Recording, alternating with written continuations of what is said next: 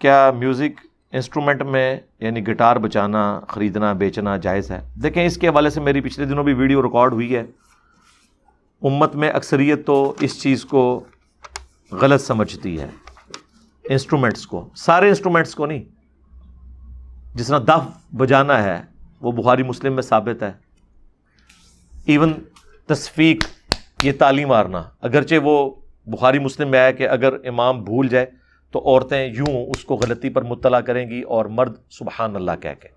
میں نے اس کو دلیل کے طور پہ پیش کیا کہ اگر یہ تالی مارنا حرام ہوتا تو نبی علیہ السلام عورتوں کو یہ بھی نہ کرنے دیتے نماز کی حالت میں، بلکہ کہتے کہ عورتیں کھانس لیں اس طرح کر کے امام کو مطلع کر لیں.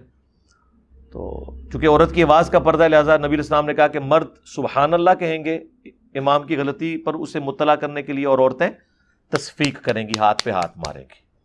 ٹھیک ہے. اب رہ گئی ایک ہی حدیث جو زیادہ پیش کی جاتی ہے ابو داؤد کے حوالے سے. اس میں بھی علماء کی دو رائے ہیں.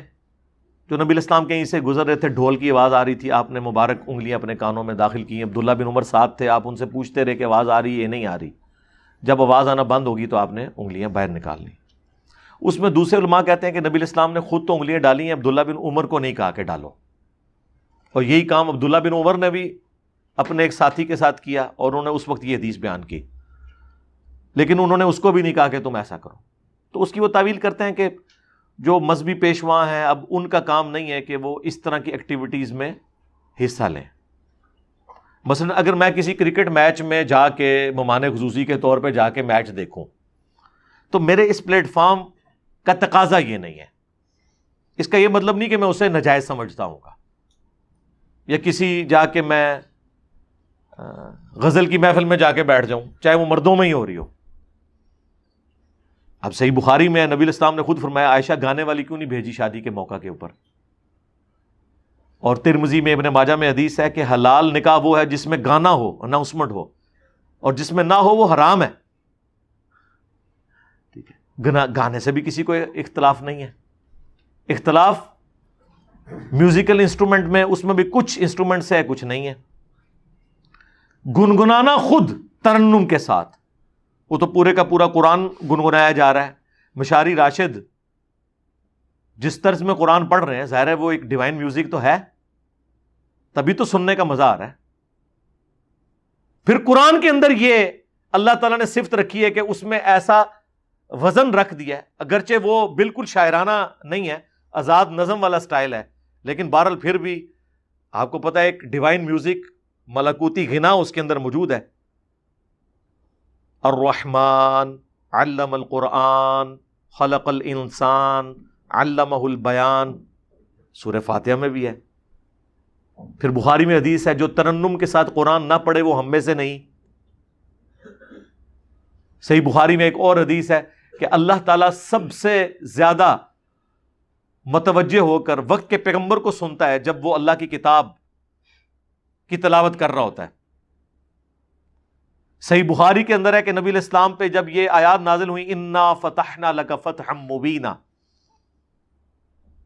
جس میں حضور کو بشارت دی گئی تھی کہ ہم نے آپ کی اگلی پچھلی خطائیں یا آپ کہہ لیں اجتہادی غلطیاں جنہیں ہم گناہ نہیں کہتے معاف فرما دی ہیں، اور اسی کی بنیاد کے اوپر نبی علیہ السلام پہ شفاعت کا دروازہ بھی قیامت کے دن کھلے گا.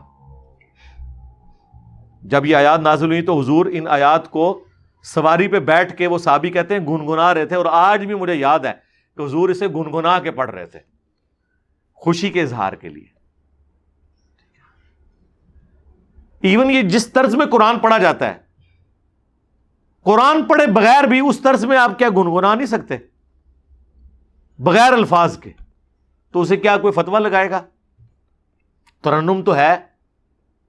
تو میوزک کا ایشو نہیں، میوزیکل انسٹرومنٹس کا ایشو ہے. میوزک کو سارے مانے ہوئے ہیں اللہ کے فضل سے. ترنم سے پڑھنا، نعتیں نہیں ترنم سے پڑھ رہے. پھر قوالیاں تو ساری انسٹرومنٹس کے ساتھ بھی ہو رہی ہیں، اور وہ کون لوگ کر رہے ہیں؟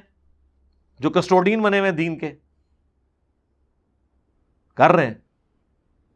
کچھ اختلاف رکھتے ہیں لیکن کچھ کہتے ہیں نہیں وہ بھی ٹھیک ہے اپنی جگہ، ہم بھی ٹھیک ہیں، ہم اس کو صحیح نہیں سمجھتے، ان کو غلط نہیں کہتے. تو یہ اتنا سادہ معاملہ نہیں ہے میوزک کے حوالے سے.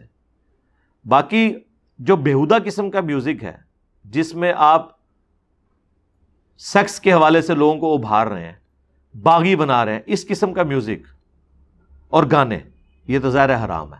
شادی بیاہ کے موقع کے اوپر ایسے گانے مرد مردوں میں, عورتیں عورتوں میں, اور ویڈیوز نہ بنے, پبلکلی باہر نہ آئے. ظاہر ہے پھر بعد میں آپ کو پتا ہے اس کا ریونج آ جاتا ہے بھی غلط ہے. ظاہر ہے کہ گھر کی بہنوں اور بیٹیوں کی ویڈیوز تو نہیں باہر نکلنی چاہیے, وہ ایک معاملہ الگ ہے, وہ غلط ہے. باقی جو اس معاملے میں اتنی سختی نہیں ہے. سب سے زیادہ اہل حدیث سخت ہے, تو ان کو تو ہم نے پھکی دی ہے کہ آپ کے جو سب سے بڑے امام ہیں اس امت میں, ابن حزم, المحلہ کتاب لکھی ہے جنہوں نے, اور وہ اتنے بڑے امام ہیں کہ انہیں غامدی صاحب بھی اپنا امام مانتے ہیں. اور غامدی صاحب بعض اوقات جب بیٹھے ہوتے ہیں پیچھے المحلہ کتاب رکھی ہوتی ہے, بخاری مسلم نہیں ہوتی ہے, المحلہ رکھی ہوئی ہوتی ہے, ٹھیک ہے, کیونکہ وہ اس زمانے کے غامدی تھے, تھنک آؤٹ آف باکس کرنے والے.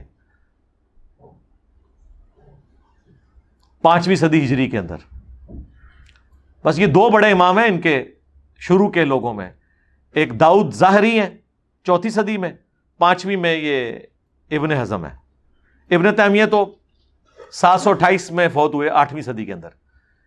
یعنی وہ سمجھ لیں ابن تیمیہ کا جو ابن تیمیہ ہے نا, بلکہ اس سے بھی بڑا ڈفرنس وہ ابن حزم ہے. وہ تو نہ صرف انسٹرومنٹس کو جائز بلکہ ان کی خرید و فروخت کو بھی جائز سمجھتے ہیں. اسی کی بنیاد کے اوپر یوسف القرداوی جو مفتی اعظم قطر ہیں, جو دنیا میں مسلمانوں کے سب سے بڑے ہسٹورین ہیں, کنسلٹنٹ ہیں عمر سیریز کے, اور ان کے شاگرد ڈاکٹر علی سلابی جنہوں نے خلفائے راشدین کے اوپر اتنی موٹی موٹی کتابیں لکھی ہیں, ابو بکر, عمر, عثمان و علی پر رضی اللہ عنہم اجمعین وعلیہم السلام اجمعین, جو دارالاسلام نے اردو ترجمے کے ساتھ چھاپی ہیں, وہ بھی کنسلٹنٹ ہیں عمر سیریز کے. یوسف القرضاوی نے ایک کتاب لکھی تھی اسلام میں حلال و حرام, بہت عرصہ پہلے. وہ کتاب سعودیہ کے علماء کے کورس میں بھی پڑھائی جاتی ہے. کچھ چیزیں اپریشیٹ کرتے ہیں, کچھ کا جواب دینے کے لیے. تو اس میں انہوں نے جدید جو فقہی اختلافات ہیں, احکام و مسائل پہ لکھا ہے. بعض جگہ ہمیں ان سے اختلاف ہے. میوزک کے حوالے سے انہوں نے یہی موقف لکھا ہے جو میں آپ کو بیان کر رہا ہوں. پھر ایک حدیث ان کے پاس رہ جاتی ہے صحیح بخاری کی کہ قرب قیامت میں ایسے لوگ ہوں گے جو ریشم کو, آلات موسیقی کو, ان چیزوں کو حلال ٹھہرا لیں گے, اور اللہ تعالیٰ ان کی شکلیں بدل دے گا, ان پر عذاب آ جائے گا. وہ کہتے ہیں دیکھیں جی یہ, اس کو تو ابن حزم کہتے ہیں یہ روایت ٹھیک نہیں ہے, صحیح بخاری کی حدیث کو. ہمارے نزدیک وہ روایت ٹھیک ہے, لیکن غامدی صاحب نے دیکھا ہے اس کی تعویل بیان کی. انہوں نے کہا مطلقاً تو ان میں سے کوئی چیز بھی حرام نہیں ہے. کیا ریشم مطلقاً حرام ہے؟ عورت کے لیے تو جائز ہے, اور مرد کے لیے بھی مطلقاً حرام نہیں ہے. صحیح مسلم میں حدیث ہے نبی علیہ السلام نے 4 انگلی کی چوڑائی تک ریشم مرد کو بھی اجازت دی ہے استعمال کرنے کی. خود صحیح مسلم میں آتا ہے نبی علیہ السلام کا جو کرتا تھا کالا کسروانی تیالسی جبہ, جس کا دھون صحابہ کرام شفا کے لیے لے کے جاتے تھے, جب وہ کرتا نکالا اسما بنت ابی بکر نے, جو انہوں نے سیدہ عائشہ سے لیا تھا, تو اس کے اوپر ریشم کی گوٹ لگی ہوئی تھی باقاعدہ سامنے اور اس جگہ کے اوپر. اتنا تو مرد بھی استعمال کر سکتا ہے. اسی طریقے سے نکاح ایک ذریعہ ہے جس کے ذریعے اللہ تعالیٰ اس معاملے میں بھی ایک ٹالرنس دیتا ہے. تو غامدی صاحب نے اس کی تعویل کی تھی کہ جو حرام کے پوائنٹ آف ویو سے وہ حرام ہے, حرام میوزک حرام ہوگا, جہاں پہ مسئلہ نہیں ہے وہاں پہ اس کے اوپر فتویٰ نہیں لگے گا. میں اس حوالے سے آپ کو پتہ ہے, میں نے بہت پہلے بھی ویڈیو ریکارڈ کروائی تھی, میں ہمیشہ کہتا ہوں ہم خود سنتے نہیں ہیں شوق سے, کسی کو ترغیب نہیں دلاتے, لیکن ان تمام باؤنڈریز کے اندر جہاں جہاں کوئی گنجائش ہے اس کے اوپر ہم کسی کے اوپر فتویٰ نہیں لگاتے. آپ خود دیکھ لیں, اگر اچھی شاعری ہے سن لیں. اب جس طرح عمر سیریز میں انہوں نے جو میوزک ڈالا ہے وہ وکھرے جہاں میں بندے کو لے جاتا ہے. اس میوزک کے بغیر تو اس فلم کی ساری ایک سمجھ لیں روحانیت ختم ہو جاتی ہے. انہوں نے اس کے اندر اس کو بڑا بیٹھ کے ڈیزائن کیا ہے, کس طریقے سے انہوں نے اس میں ایڈجسٹ کیا ہے اس زمانے میں پہنچا. تو اب اس طرح کے جو میوزک جو بیک گراؤنڈ میں چل رہے ہیں, اب مجھے بتائیں اس میوزک کو سن کے کسی کے ذہن میں کوئی شیطانی خیال آتا ہے یا وہ اٹھ کے ناچنا شروع کر دیتا ہے؟ نہیں. اب اس طرح کی چیزوں کے اوپر فتوے اب تو علماء نے خیر خود بھی موبائل کے اوپر بھی ٹونز لگائی ہیں. شروع میں انہوں نے اولڈ فون بیل لگائی ہوئی تھی, اب تو سب نے کوئی نہ کوئی ٹون لگائی ہوئی ہے. اور واقعی یہ موبائل کی جو ٹونز لگی ہوئی ہیں ہمیں تو کبھی خیال بھی نہیں آتا ان ٹونز کی وجہ سے. فون کا ہوتا ہے کہ یار یہ فون آیا ہے تو چلے سنیں کس کا فون آیا ہے, میوزک کی طرف تو کسی کی توجہ نہیں ہوتی ہے. بعض اوقات بہت اچھی شاعری بھی ہوئی ہوتی ہے.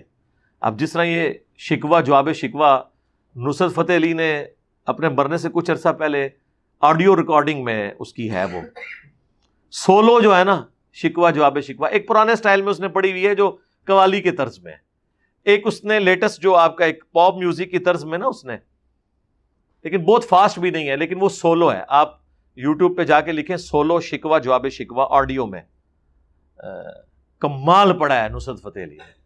وہ آپ جتنی بار سنیں آپ اسلامک ہسٹری آپ کے سامنے سے گزر جاتی ہے, آپ کا اس کی شاعری کی طرف ہی توجہ ہوتی ہے بجائے کہ میوزک کی طرف آئیں.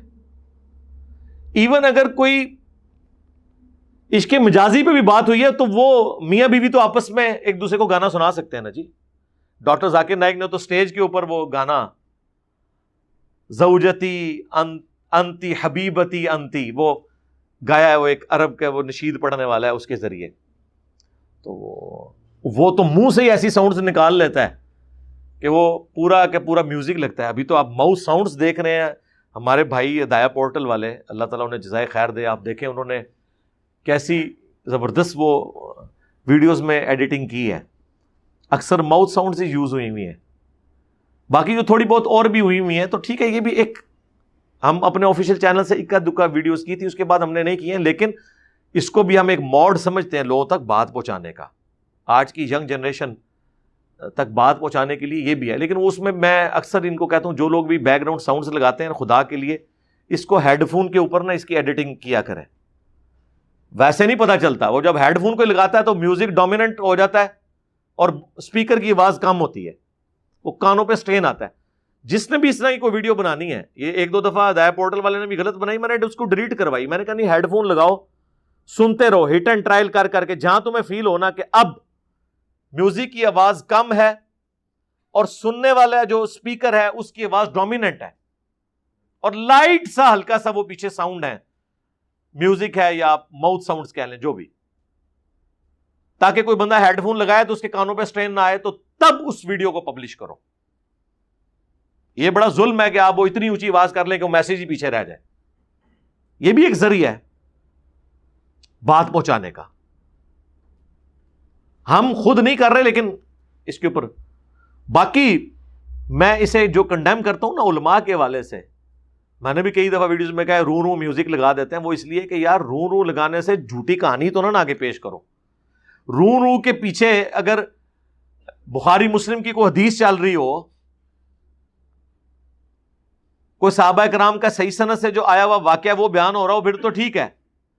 لیکن رو کے پیچھے جو ہے وہ بزرگوں کی رو چل رہی ہو, اسے تو ہم کنڈیم کریں گے نا یار. جمعے کے خطبے کے ہم خلاف نہیں ہیں, لیکن جمعے کے ممبر سے جب کہانیاں بیان ہوں گی تو ہم اسے کہیں گے یار یہ کیا ڈرامہ لگایا ہوا ہے تم نے. اس کا یہ مطلب نہیں ہے کہ ہم جمعے کو ڈرامہ کہہ رہے ہوں گے, ہم کہیں گے یار کوئی بات بیان کرنی ہے قرآن و سنت سے بیان کرو. تو اس لیے ہر چیز کو اس کے کانٹیکسٹ میں دیکھنے کی ضرورت ہے. باقی شاعری کے حوالے سے, میوزک کے حوالے سے, ایون رقص کے حوالے سے میری ویڈیوز ریکارڈڈ ہیں. آپ رقص اور انجینئر محمد علی مرزا لکھیں, وہ آپ پتہ وہ بابے نچائے سن ڈاکٹر طلعت قادری صاحب نے, وہ اللہ نے بابیاں دی ہڈیاں بچائیاں نے جس طرح نچدے پہ سن نا, تو اس کے اوپر میری ایک ویڈیو آئی تھی, اس پہ میں نے اپنا پوائنٹ آف ویو بیان کیا تھا. نہ تو ہم ایسی ایکسٹریم کے اوپر ہیں کہ ایک تماشا بنا لیا جائے میوزک کے نام کے اوپر, اور نہ دوسری ایسی ایکسٹریم کے اوپر ہیں کہ اسے حرمت کے فتوے لگانے شروع کر دیا کریں. مجھے ایک دفعہ ایک موسیقار بھائی نے فون کیا کئی سال پہلے, جن دنوں میں فون کبھی سن بھی لیتا تھا, تو مجھے کہتے ہیں آپ میں میوزک کے اوپر ہی دھنیں ڈیزائن کرتا ہوں. میں آپ کو بتاؤں ایون یہ جتنے بڑے بڑے نعت خوان ہیں انہوں نے باقاعدہ فن کے طور پہ موسیقاروں کے پاس شاگردگی ہوئی ہے. ویس قادری ایویں اتنی طرزیں بنا لیتا ہے, یہ بڑے بڑے فنکار لوگ ہیں. فن تو بہرحال ہے نا, یہ فن سے تو اختلاف نہیں ہو سکتا. تو مجھے کہنے لگے کہ آپ اس کے حوالے سے, میں نے کہا میں تو یار اس معاملے میں تو ڈھیلا موقف ہی رکھتا ہوں. تو بڑا حیران ہوا. پھر مجھے کہنے لگا جی آپ دیکھیں نعتیں ہیں, ان کو اگر کوئی گنگناتا ہے آپ اس پہ کیا فتویٰ لگائیں گے؟ اب جنید جمشید صاحب نے نعت پڑھی ہے, وہ محمد کا روزہ قریب آ رہا ہے, تو اس نے مجھے فون پہ کہا کہ جی میں اس کو گنگناتا ہوں, آپ میرے پہ شریف فتویٰ لگائیں, میں کوئی میوزک انسٹرومنٹ بھی یوز نہیں کر رہا.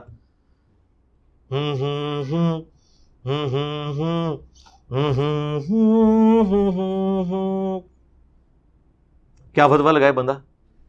نہ بانسری چلی, نہ سارنگی, نہ تبلا, نہ ڈھول, نہ ہارمونیم, کیا فتویٰ لگائے؟ ایون وہ بھی چلیں اگلے اسٹائل. یہ ہمارے وہ جو اسٹوڈنٹ ہے عاقب فرید جو نعتیں پڑھتا ہے, اب وہ بھی یہ سارے کام کر لیتا ہے. وہ آپ کو پتا پہلے ہے ہی وہ سنگر تھا, پاکستان آئیڈل میں بھی اس نے حصہ لیا ہوا ہے.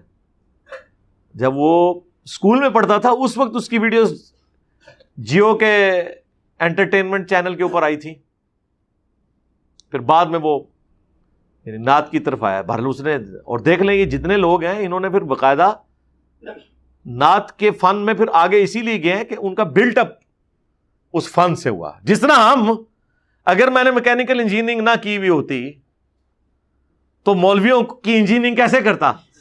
ہاں وہ ایک فن سیکھا نا. قرآن و سنت کا تو علم ظاہر ہے وہ تو ہماری گھٹی میں بچپن سے ہی وہ سیکھتا رہا, لیکن اس علم کی برکت سے بھی ہم نے اس پورے ایشو کو ہینڈل کیا ہے نا. اس طرح جو لوگ کسی فن کو جانتے ہیں بہرحال اس فن کو وہ یوز کرتے ہیں. اس لیے اس حوالے سے ہم یہی کہیں گے کہ یار نہ لوگوں کے اوپر فتویٰ بازی والا معاملہ کیا کریں, ترغیب ضرور دلائیں.